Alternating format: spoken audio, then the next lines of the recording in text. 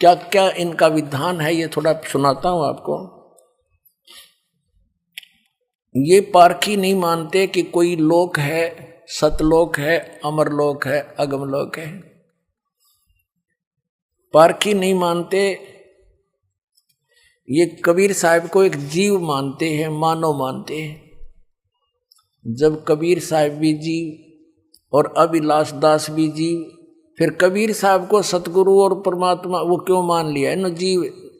अब अभिलाष दास जी करके दिखाओ रचना कबीर साहब वाली, फिर उस कबीर साहब का सारा क्यों लिया, अगर वो जीव ही थे तो। अपना आत्मा जैसे आत्मा और परमात्मा,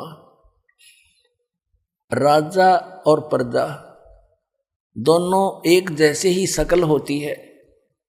राजा भी मनुष्य ही होता है, लेकिन उसकी सामर्थ्य में अंतर होता है।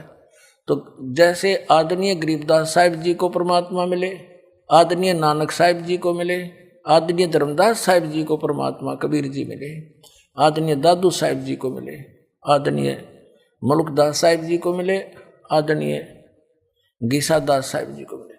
उन सभी ने उस परमात्मा की महिमा का गुणगान किया, आंखों देखा सतलोक और सचखंड बताया। गरीबदास साहिब जी को परमात्मा सचखंड लेकर गए, वहां की सारी सतीति दिखाकर वापस छोड़ा, तब कहा था अनंत कोट ब्रह्मांड का एक रति नहीं भारे, सतगुरु पुरुष कबीर हैं ये कुल के सिरजनहारे। आदरणीय रामानंद जी को परमात्मा सचखंड लेकर गए थे और फिर उसी तरह वापस छोड़ा, तब उसने कहा था दो ठोर है एक तू भया एक से दो, गरीबदास हम कारणे तुम उतरे हो मगजो। बोलत रामानंद जी सुनो कबीर करतारे, गरीबदास सब रूप के तुम ही सृजनहारे।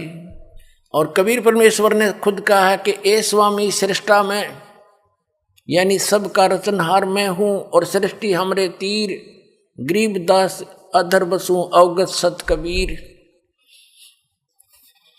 और फिर परमात्मा ने कहा कि सुन रामानंद राम हम, यानी राम माने परमात्मा, हम हैं। और जिन भी महापुरुषों ने परमात्मा को देखा, उनके दर्शन किए, उन्होंने स्पष्ट किया है कि हम सुल्तानी नानक तारे दादू को उपदेश दिया, जात जुलाहा वेद न पाया वो काशी माहे कबीर हुआ।